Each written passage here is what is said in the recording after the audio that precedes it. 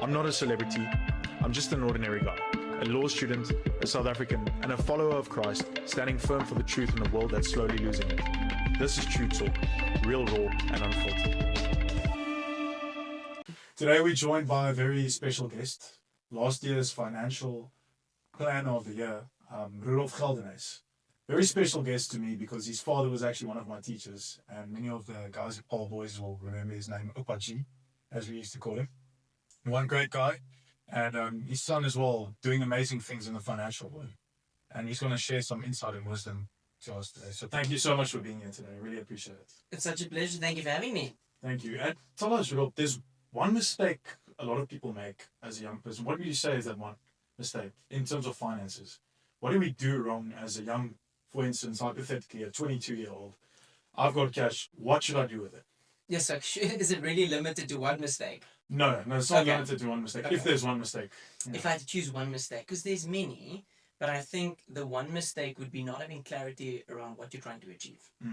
Because if you don't know where you're headed, it's impossible to know what the next step is. So if you are 22 years of age, you just came out of university, if you were lucky enough to go, and you step into the first work that you have, or the job world, and now you get your first paycheck, right? You've got pretty much zero responsibility if you're lucky enough not to have that. There's very limited requirements on you, so then you've got this money that you can spend. And again, there's nothing wrong with spending it, because there's really only four things you can do with money. You can either spend it, you can save it, you can invest it, or you can give it away. That's really the only four things.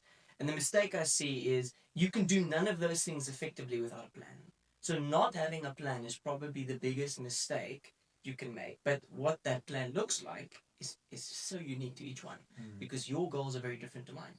Sure. It's very different to what my dad tries to achieve with his life. It's very different to somebody that maybe is going overseas. So I think just try to maybe reflect at the space that you find yourself and say, okay, what do I want out of my life? And then you put your money to work for that purpose. Oh, very interesting. Tell me, you obviously work a lot with finances and you see the things people spend. What one thing do you think people waste their money on? And obviously, people value different things, like we said. But if there's one thing you think people waste, what do you think it is? It's probably vehicles. Vehicles. Yeah, probably. And again, if you had the money and you can buy cash, absolutely. But I think we are so entrenched in this keeping up with the Joneses mindset that we're just always trying to one-up other people, whether consciously or even subconsciously. And the challenge is what we get ourselves into is this habit of, well, you always need a car payment. It's just normal. Everybody finances their cars, right? So why don't I? But then the challenge is if you finance vehicles over your entire career, so over a 40-year career span, and you never drive a paid-off vehicle, the only people winning is the bank. Because I literally was doing a calculation this morning. For example, a 750,000 rand car, if you finance it, actually costs you R1 million if you take the interest into account. And then the car isn't worth 750,000 rand once it's paid off. But then, so most people just keep trading in cars. They just keep financing. There's balloon payments involved. So then they just refinance the balloon. So I guess if cars are really your thing, fine, absolutely. If it doesn't impact your financial future, if it's extra money, absolutely enjoy your car. But I think if you get into that habit of you just always need to get a newer or a better car, and you just keep financing it because you can afford the premium, man, I don't think you even can calculate the money, or you don't even realize how much money you are potentially missing out on for your own future. Wow. Tell us about what do you think your biggest financial mistake was as a young person? Yes, like my wife and I recently reflected on that, and I think it was not having a plan. Because we're both in financial services. I'm in financial planning. She's more on the stockbroking side. And so we knew what it was like to work with money because we did that with other people's money. But it's that age-old adage of, well, I don't know what it's in English, but in Afrikaans is die skoenmakers se kinders.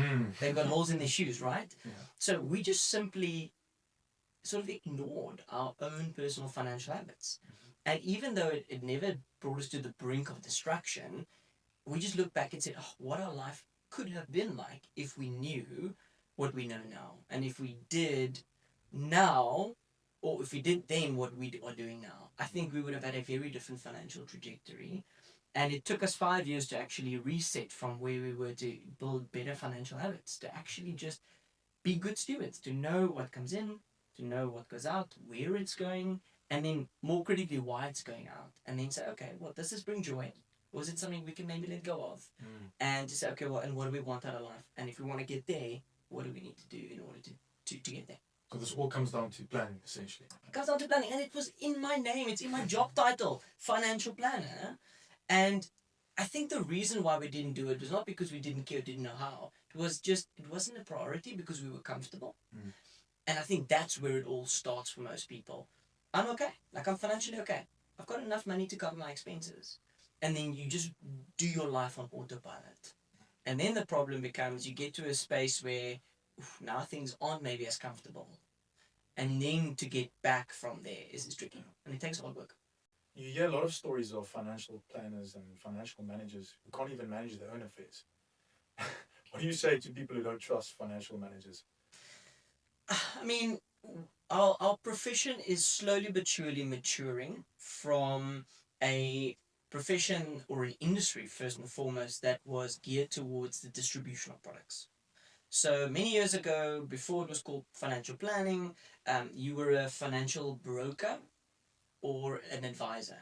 So historically, that meant that you were selling products. Okay, and then it slowly transitioned into helping people make better decisions, turn into managing people's wealth through investment management, and I think with the profession now maturing, there's this realization of but what we should expect from financial planners is different to what we experienced of them years past, and people have got, I guess, they've got bad experiences. So there's a lack of trust. And a lot of professions actually went through that. I mean, the legal fraternity went through that many years ago. I think the accounting profession went through that. Doctors went through that. So it's just, I guess, as anything gets better and matures and ages, it takes on a new characteristic. And so I think people who don't trust financial planners, I completely get it. They just maybe haven't experienced financial planners who do things right with their best interests at heart in a fiduciary manner. Because that's the call upon the life of a financial planner, to do everything in the best interest of the client. And that should play out in every area, but it's slowly but surely transforming. So we're not quite there yet, but there are people like our practice who really care about our clients, who want to see them succeed. Because if we sit across the table from each other, I'm not against you or telling you what to do. We're a partnership. To say, how are we going to get you where you need to go? And then we do everything in our power to help you achieve that by making it clear, by making it simple, by empowering you to make the right decisions, because it's your life and your money, not mine. So I can't tell you what to do with your money as if I know what's better for your life than you do. I'm just here to empower you, to be a guide on the journey, to maybe soundboard some of the things that's going on, to say, what is going to move the needle within my financial planning to get me closer to where I want to be? And what are the kind of risks that I may be missing? And what do we need to do in order to mitigate some of those risks? That's really what it boils down to help you get a plan, to get the plan executed, and to make sure that you stay on track with the plan. And when your life changes, we help your money change as well. Because that's the interesting thing over the last number of years that I've been confronted by. It's when your life changes, your money changes. And when your money changes, your life changes. So how do we then make sure that the financial plan adapts to that as well? I assume you read a lot of financial books. If there's anyone you could recommend, what would it be? Ooh, I don't have a financial planning or a finance book per se, but there are two books that sort of informs the way that I sort of think about life and how I approach it from my perspective towards clients. So first book would be Atomic Habits by James Clear. I think it's helpful, a really, really helpful book. And then another one that was written by Will Godara called Unreasonable Hospitality. And I think combining those two books, number one, Atomic Habits, is about taking charge of your own life and changing small habits that lead to a greater outcome. It comes down to a 1% incremental change. Where would you be a year from now if you just become better 1% a day? And then Unreasonable Hospitality is just about how you approach service and how you want clients to experience exactly what you want them to get out of this conversation. And for us, it's peace of mind. For us, it's like having a certainty of a better future and maybe some peace in the midst of the chaos, and clarity, and maybe the opportunity to look at their life without, I think, the overwhelm that most of us go through Because for most people, finance isn't like their day job. Mm. So even within the financial planning space, like it's overwhelming. Now, how about clients that have a completely different discipline? Like, how do you expect them to operate in this when even some days we look at things and what on earth is going on here? So I think those are probably my two favorite books that I've read recently. So you would recommend those two, definitely? Yeah, absolutely. Atomic Habit, I mean, ignore Will Guidara. If you're not in don't even have to be in the hospitality industry to enjoy that book. But if you're not in client servicing, you can put that one second. But Atomic Habits would be a great one for personal self-development. Great. And you talk about we can separate financial literacy from actually studying finances. Like we said earlier, financial planners sometimes don't necessarily manage their own affairs as well as other people. And I read Rich Dad Poor Dad, and I thought it was great in terms of financial literacy. And the book explains a lot of things about assets and investments and whatever. But what separates the rich from the poor? What is the one thing that the rich do different? I think the rich have a plan.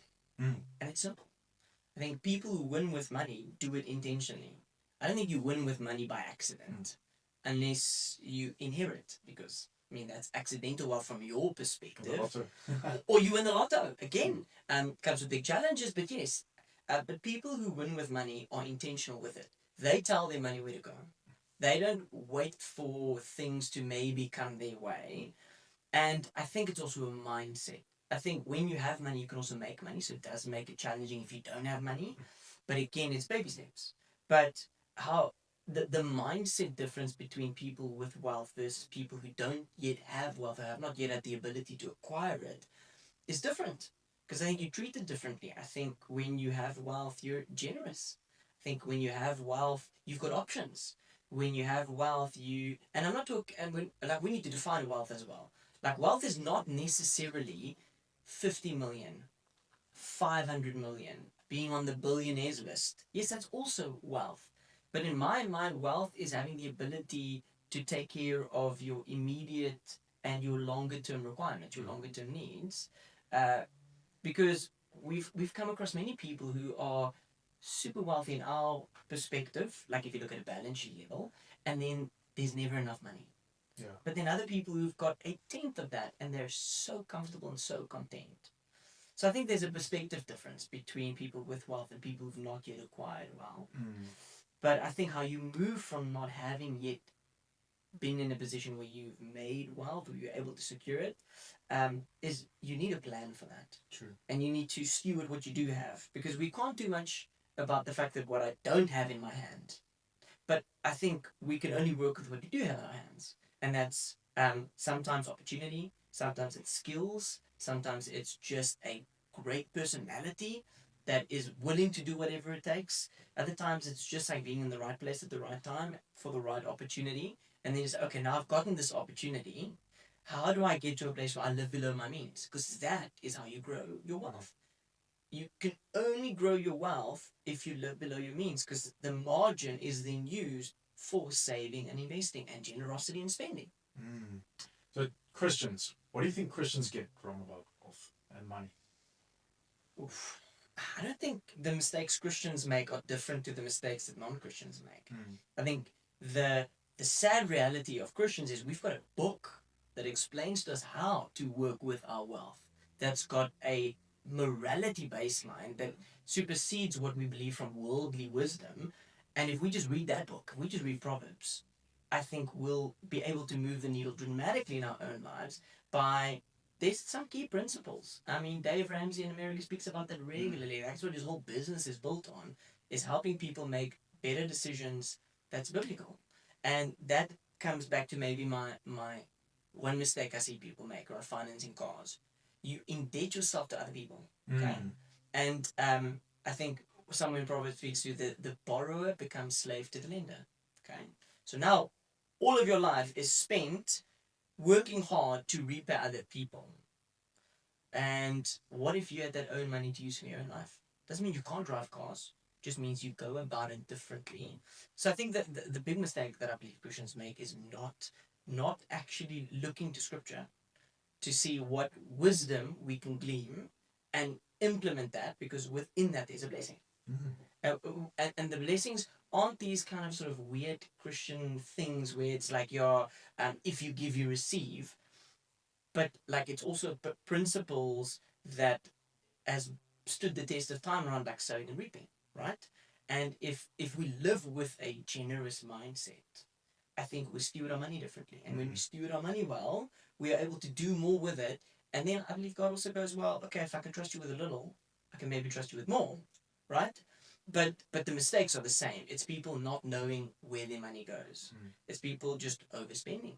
It's people keeping up with the Joneses. So now it's like, okay, is that a pride thing? It's also something that's spoken against from a scripture perspective.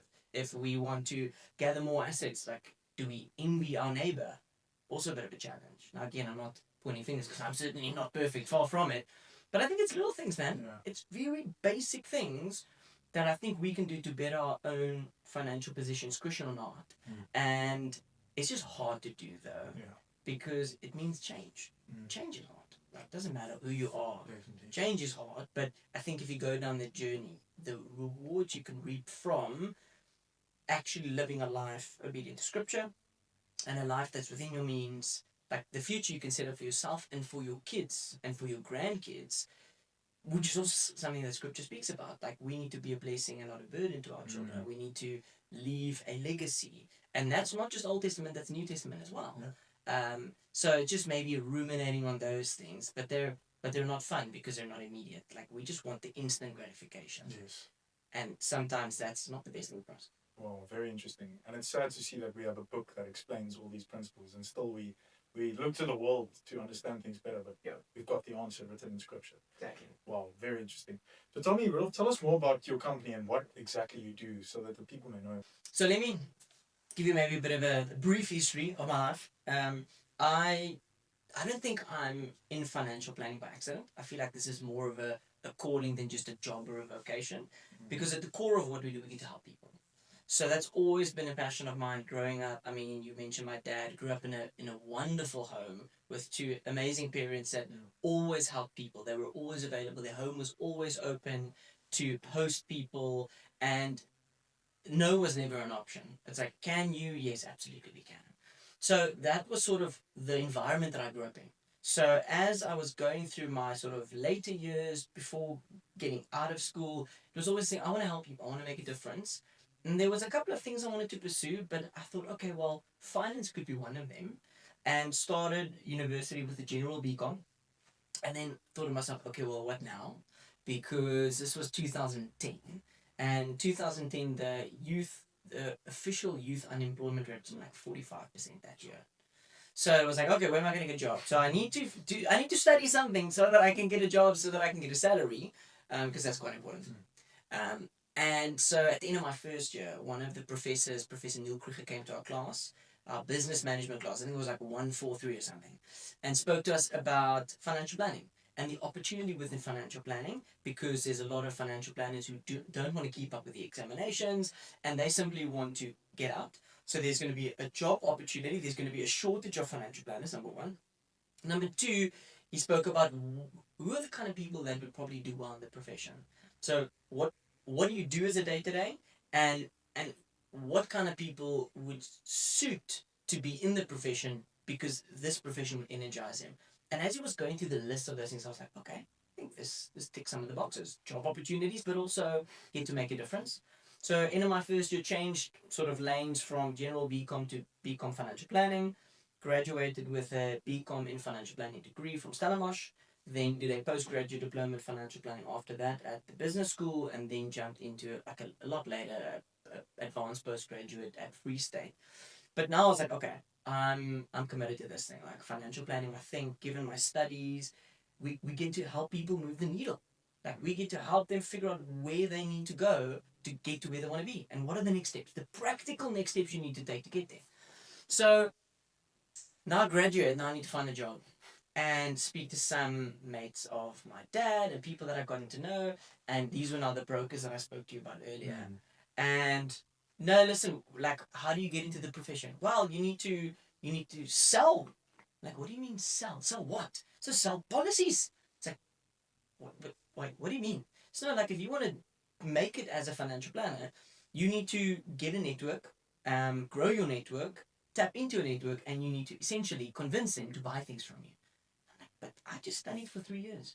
And there was no sales module in my financial planning class, like not at all. So it was all about, this is where you are, this is where you need to go, this is what you need to do to get there. And like I cognitively sort of, I guess, understood that there's probably some products involved, but it wasn't a sales environment. We were selling advice. We were selling a skill set that brings about peace of mind and change, not a life insurance policy.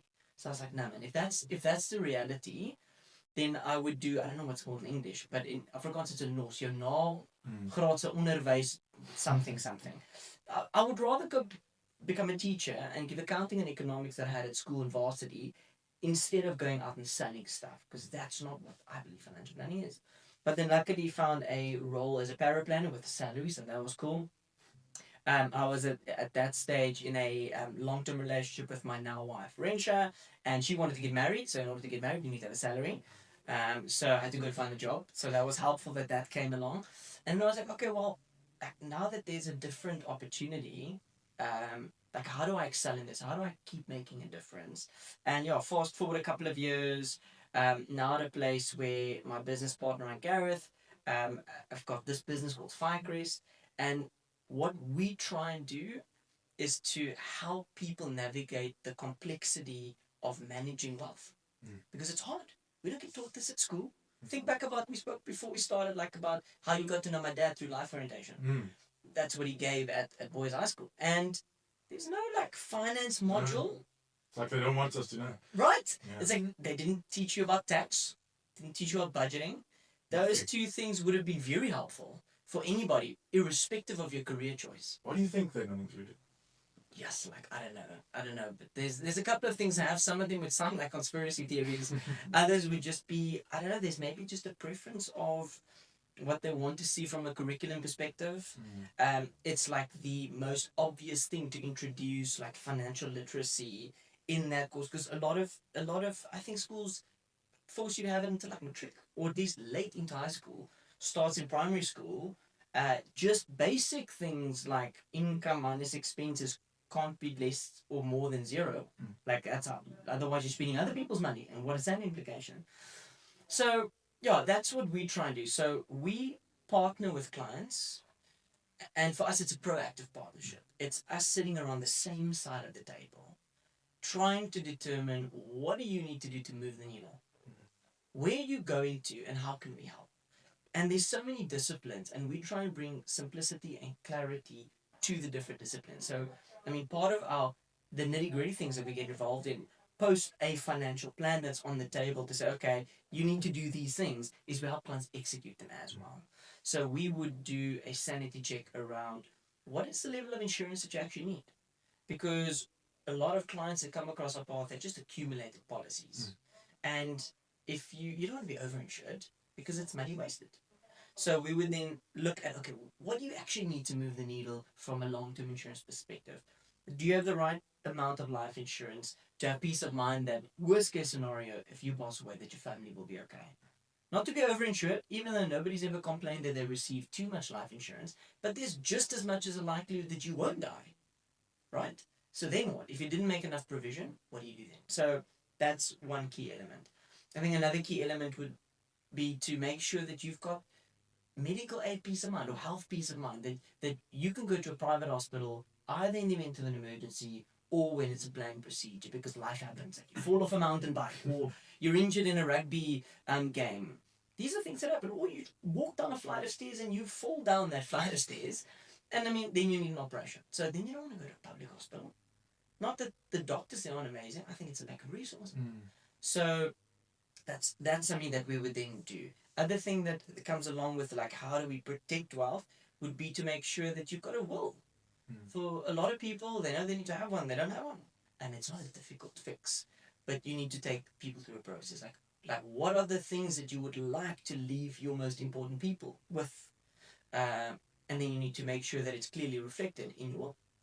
And then when it comes to, okay, cool, now we've protected all of our risks. We've gone through a bit of a checklist to say, as I sit here, I know that for as much as I can control it, I've taken care of the majority of my risks. If I can't earn an income, then I've got an insurance policy that will replace my salary. If I were to pass away, I've got peace of mind that my wife and my kids will be okay.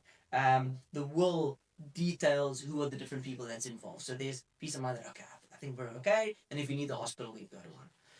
But then those are sort of the things, the defensive strategy. But we also need to make sure that we gain the benefit of compound growth, because that's like what they call the eighth wonder of the world. Because that is how we get rich, right?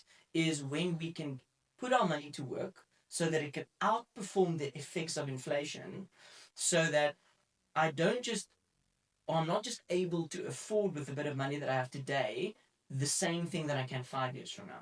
Because that's what gold does, right? If you think about gold, it's a store of wealth. So if we look at over the years, now I'm not looking at when there was like incredible exponential increase in the price of gold, but just in general terms, if I had a piece of gold, with that piece of gold, I could buy everything within this boardroom. If I kept that piece of gold, 20 years from now, I could still buy everything in this boardroom. But I can't buy more of what's in this boardroom because it kept track with inflation. That doesn't make you rich. That just means that money sort of was safe. Yeah. But compound growth is vital because it allows it to grow above. It means that, let's take that same example. Instead of having gold, now I have got shares in a lot of the listed companies across the world. Shares is one of those assets that can actually outperform inflation. So instead of now, today, being able to replace everything in this boardroom, 20 years from now, I can replace everything in this boardroom and more. Then we get rich. Yeah. That's pretty much, I'm not saying that's a definition, but then we've increased our wealth. So I think the wealth creation strategies, or how do we grow and build our wealth, is just as vital as how do we protect it. So it's just managing the tension between those two things. So that would be, okay, I want to get to that place. I'm 34 this year. I don't want to work past 65. If I love it, I want to continue. But at 65 or 60 or 55, I want to have the option to become financially independent from my salary. So how much assets do I need to accumulate or have accumulated at that stage to provide me with the same level of income? Because if I don't have a salary, where's my income going to come from? Well, from my assets. Dividends from my share portfolio, rental income from a rental property, some pension in my pension fund, maybe other assets, maybe business interests. Yeah. So I need to make sure that I create them because they're not going to fall out the sky. So part of the process is then helping clients to say, okay, if you want to get to that place, how much money do you need to save? And what does your money need to grow by on average? And then we create the solutions for clients to achieve that. So in terms of passive income, which one do you think makes you a lot of money? Passive income is best served when it's diversified. Okay. So there is 100 ways to get to a future point, right? So there's no one right way to get to retirement. So let's maybe take that as an easy sort of conversational point. Retirement planning is one, I think, that most people know that they need to plan for, because at some point they know they're not going to be able to continue working. But there's 100 ways to get there. And each person's journey to retirement is unique. And what's right for you is not right for me. And what's right for my parents is maybe right for other people, and for some, absolutely not. So essentially, any asset that you build up will be some kind of passive income because you don't really need to manage it. The only thing that's not a passive income is a business that you're actively involved in. Everything else is passive. Because if I put money in a unit trust, I'm not doing anything. It's passive. There's other people involved to make the decisions. If I buy shares in my easy equity portfolio, that's passive. I mean, even things that we assume as passive is maybe more active than we think, like a rental property. Unless you leave it to an agent, but they phone you anyway. Listen, the tenant said this is wrong. We'll do it, but you have to pay for it. It's still an involvement.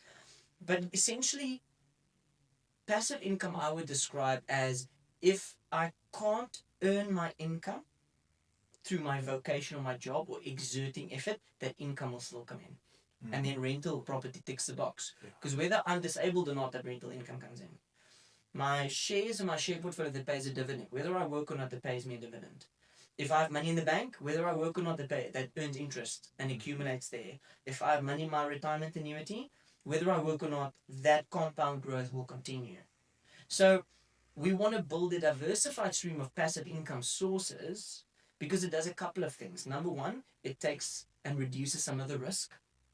So if the stock markets go through turbulent times, it might not really affect my rental property because people need to rent.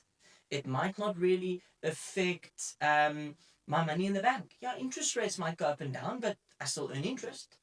But when we've got a diversified income stream, a diversified passive income stream, it gives us a better tax rate or better tax efficiency. So that's helpful. So we also need to plan for those kind of things. And you can see now how complex it becomes. And that's where someone like me is, I think, vital to each and every person, because I think we can help, I guess, create clarity and peace of mind that what you're doing in terms of your financial decisions is actually going to serve you. But up until now, I think the one thing that, I don't know if we're going to touch on it, but I think it's important to mention, is everything that I mentioned up until now has been the practicalities of finance. And then the one thing that is, I guess, just as important is what the impact of our finances are, or our lack of finances, on our mental health, on our stress, on our well-being, our self-esteem. And I think one thing that's not very clear, because I mean, if we aren't taught about finances at a basic level like school, around like basic financial management or budgeting or taxes, like we're definitely not taught about the impact of poor planning on your peace of mind. And the interesting thing is, the majority of our decisions aren't driven by fact, it's driven by feelings. Yeah. And that's a challenge, because our feelings aren't leading.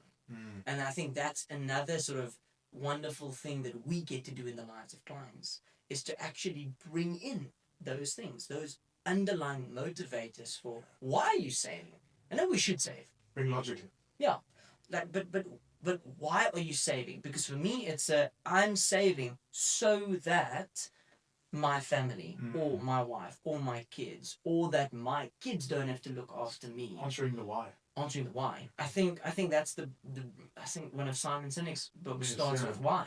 It's a helpful thing to ask yourself. Like, why am I doing this? Yeah. If you can't answer that, I think you will probably not keep doing it. True. Let me give you a hypothetical Yes. situation. So, I'm a 23-year-old male and I've got 100,000 Rand. What do I do with that 100,000 Rand? I want to create wealth. How do I get rich? Okay.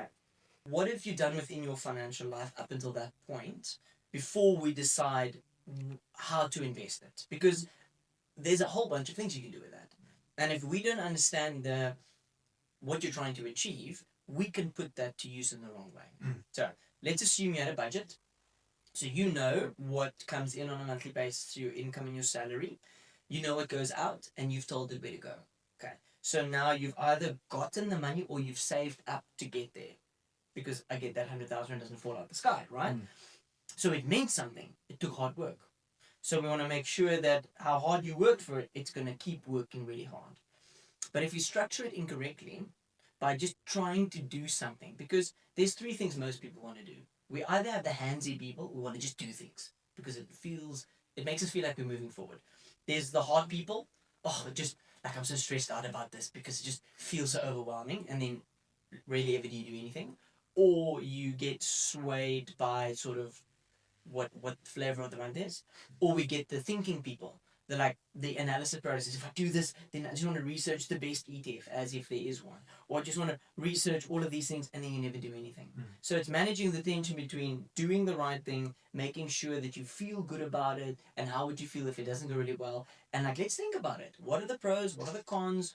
What is going to move the needle here in this sort of pursuit that we have? Okay, so now we looked at, you've got a budget, you're stewarding your money well. Cool. Now, we need to also protect the wealth. Okay? So if you don't have the right things in place, like I mentioned, and we put that money to work, and you don't have access to other money, you're going to put a spoke in the wheel of the bicycle of the strategy we just created. So it's a case of, okay, out of that 100,000, how much access to money do you actually need in the case of an emergency? So do you have an emergency fund? If the answer is no, if that's part of your emergency fund, we need to probably take a portion and tuck it away somewhere as an insurance policy for life's unknowns. And then the balance, we can say, okay, is this medium-term goals or is it long-term goals? You're saying, okay, I need to tuck away 20,000 Rand as an emergency fund, because that gives me peace of mind that I have a fridge that breaks. So I can pay my short-term insurance excess with a 20,000 Rand, and then I can get the fridge replaced. Or I need to replace the tires on my car, got money for that. Now my car problem doesn't also become a money problem. So short-term emergencies, so that's money that you want to spend within the next 12 to 24 months. If you need to spend some money, you know that there's a big expense coming up, it needs to be in cash. Now we're saying, okay, out of that 100, I put 20,000 away, and I have got enough money to make sure I've got a medical aid, I've got a gap cover policy that covers my salary so I can continue earning my salary. Because if I can't earn that salary, I'm going to have to live off this money. So then this is no longer retirement money because I need it today. So if I put it in a retirement annuity, I'm pretty stuck because now I can't access that. Well, maybe until you turn 55 or it's a permanent disability, but 100,000 not going to get you far anyway. So okay, so we've looked at our spending, we've protected our immediate, we've put some money aside for short-term emergencies and for short-term use, and then we say, okay, the rest of the 80,000, that's long-term money, that's retirement money. Then you want to make sure that you can get the maximum return that you can get without going into the realm of Ponzi schemes. That's not what we're advocating for. We're advocating for starting to accumulate assets that has got the ability to grow your wealth over time by outperforming inflation. And that, long term, historically, has been a couple of assets. It's been equities, so shares in a company, other private or listed companies in South Africa or globally, or property. Whether a listed property fund, so investing in a company that owns malls and office blocks, or buying an investment property. Those are the only two assets. Other than some very niche things, I mean, I'm not going to speak about crypto, that's a very different discussion. But again, that's also an asset, stuff to value. But again, it's something that could form part of this discussion. There's risk, but also return opportunity. So I mean, there's 100 ways, right? But you want to make sure that you are getting yourself into a habit where you're accumulating things that can grow your wealth. And that doesn't have to be difficult. It shouldn't be difficult. It shouldn't be complicated. Because that works against what you're trying to achieve, financial peace of mind, but then you're so worried about the stuff that you're invested in.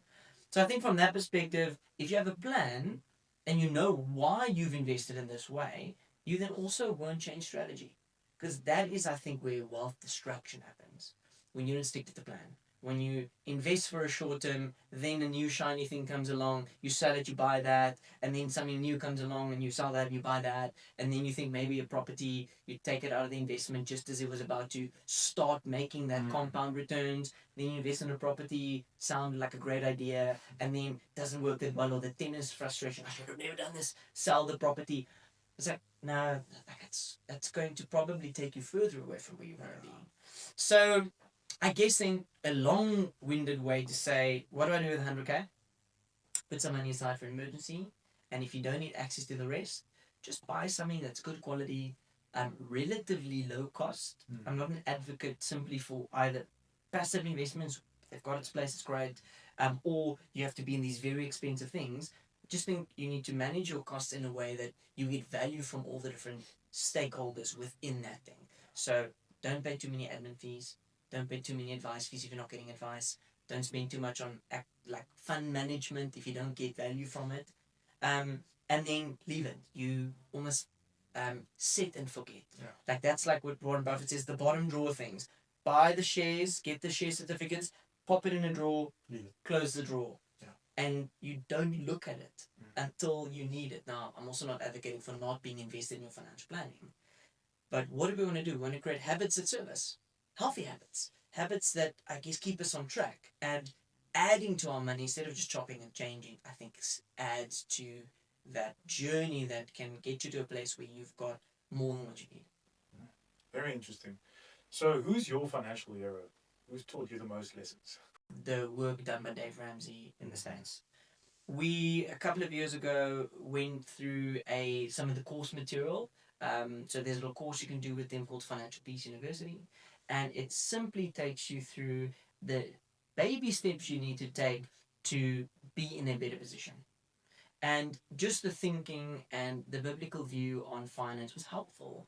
And it forced us to answer the question, are we actually good stewards? And the answer was no. And so we had to change some things, which was hard.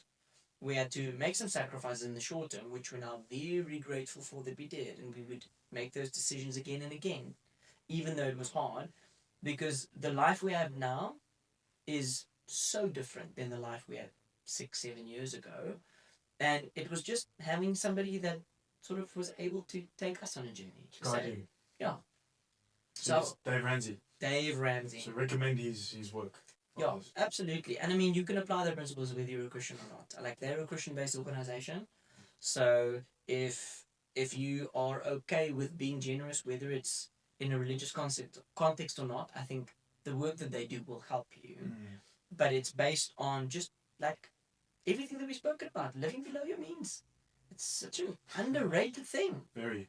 And it's just like some basic next steps of, if you do the following things, for the most part, you're going to be okay financially. Yeah. So before we come to the end, I just want to know, talking about insurance now, is there one insurance that you think people waste their money on? No, I don't think so. I think you waste money on insurance if you have it, but you don't know why you have it. Or you're paying for it and you don't need it anymore. I think maybe the insurance that I see a lot of people waste is as they get older in life, as you start getting towards your retirement years, I see people holding on to life insurance. For the simple reason that, but I've been paying it for so long.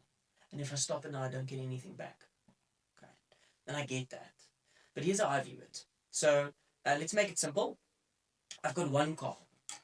Okay. And now I've got a short-term insurance policy on the car. Okay.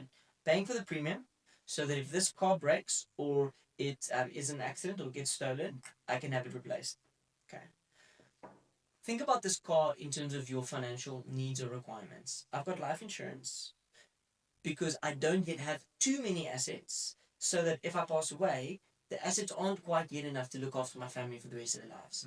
So I've got life insurance to supplement that capital. So when I die, that life insurance pays into an investment account or into a bank account, which can now be used to replace the salary that my wife no longer has access to because I am now dead. So, but now, over time, I build my wealth. So now my insurance needs to come down because I no longer have the same need. So what I'm saying is, nobody would pay the short-term insurance policy if they sell the car. That's done. But we don't do that with life insurance. So we hold on to it. It's like, yeah, because, I mean, I've paid it for all these years. I need to keep paying it because otherwise I'm wasting money. No. You had an insurable interest. You no longer have that need, so let's let it go. But I think why people can't do it is because nobody's told them that for the last 20 years. So they've just kept paying higher premiums. The insurance amounts have started growing. Instead of people going, okay, well, it's a year later. You've paid more of your bond down. Your kids are a year older. You have less financial stress or strain or requirements on you. So we can actually start trimming your insurance. So that when you get to 65, you've got the bare minimum cover. But I think maybe it's a flip side to what I see people waste their money on when it comes to insurance. I would be having too much insurance, sometimes even maybe being on to a comprehensive medical aid, and you're not really extracting the value. That could be another way where you can reduce the cover and actually enjoy or save or invest the premium saving. But I think the insurance that I see not enough people actually having is income protection. Most people, when they start working, there would be some kind of family member appearing and say, hey, Joseph, you need life insurance. Why? Why do you need life cover today? Because if you're not married, if you don't have people that are financially dependent on the salary that you bring in, and even if you have debts, let's say you've got a car, and Westbank still owns the car, right? If you die today, and the loan is bigger than the value of the asset, then your estate is insolvent. And tough luck for Westbank. They can take the car. Unless you wanted to leave the car to somebody because they needed it, then I would make sure you have enough insurance to cover that bond. But up until that point, if you've got no people that is going to be in a worse off position with you no longer here, why do you need life cover? So a lot of people have got life cover. What don't people have? Income protection. And what is income protection? In its simplest form, I earn, you earn, everybody, most people earns a salary. Now, if you work in a corporate and they've got insurance benefits, you might have income protection there. But for most people without a corporate sort of salary or structure, they don't have income protection. But what is it? It is an insurance policy that at the age of 23 is dirt cheap, that will replace your income, your monthly salary income, your net of tax income, and it's a tax-free payment that you receive for a period of time or up until retirement age in the event that you can't work due to illness, injury, or disability. So let's take this example. You're 30 years old, you earn 30,000 Rand a month, and you're going to work until 65. Without inflation, 30,000 times 12 months times 35 years is like 12.5 odd million Rand. If you can't actually at the age of 30 earn that salary because of an injury, an illness, or disability, who's going to pay for you? Well, the government. Not really. Your family. So income protection is like such a helpful piece of insurance that gives you peace of mind that if I can't work because I fell off my mountain bike, the doctor says, please stay in bed for the next 6 months while your back heals. Your company will probably pay out your sick leave and then some of your annual leave. But if you don't have income protection, they're going to go, we don't need to employ someone else to do your job. We're not a charity. Sorry. We might keep your job until you come back, but we can't keep paying you. Now what? Now that 100,000 emergency fund, that investment we just put together, sorry, we're going to have to use all of that to now fund your salary. But income protection is a cheapy benefit, but it's probably the most vital for anybody that earns a salary. Like if you don't have income protection, like you open yourself to a massive amount of risk unless you've got enough passive income. Whether you work or not, you would be able to earn the same level of income. Then I'm saying, please don't have income protection. But for most of us, it's a journey to get there. Wow, interesting. Thank you for all your wisdom and insight today. If you could leave the viewers with a final bit of financial advice, what would that be? Don't delay. I know this is like for most people like a tough conversation. It is. Because you need to tell somebody else what you have and what you don't have and what you've done and what you haven't done and what you've ignored. But putting your head in the sand is not going to help. And there are people like myself who really care about other people and want to see them succeed. So we don't judge clients when they come in for the things that they supposedly think we would say that they shouldn't have or should have done. It's never too late to start, and don't ignore it. Tackle the conversation up front. Phone somebody that you can trust or Google for somebody that you can find to say, listen, I need help. I don't know what I have. I don't know what I should have. I don't know if it's moving the needle. Please just help me get peace of mind that I'm on the right track. And if I'm not on the right track, please tell me what I need to do to get there. And then go on that journey. And the day that you do, like every day that you do it sooner, you're going to thank yourself for it. Because it's the earlier you start, the better. Doesn't mean that if you're 15 you haven't started and you're watching this, that all of a sudden it means like, oh, there's no hope. You're not at all. Start where you're at. Can't do anything about yesterday. But don't be in this position a year from now. Going, oh, I should have gone a year sooner. It's a cup of coffee. It's a conversation. Yeah. Don't delay it. Don't delay. Thank you. So can we find you on Instagram and YouTube and Facebook? Absolutely. The socials will be in the description. Fantastic. Thank you so much for your time today, and looking forward to our next conversation. Absolutely. Cheers.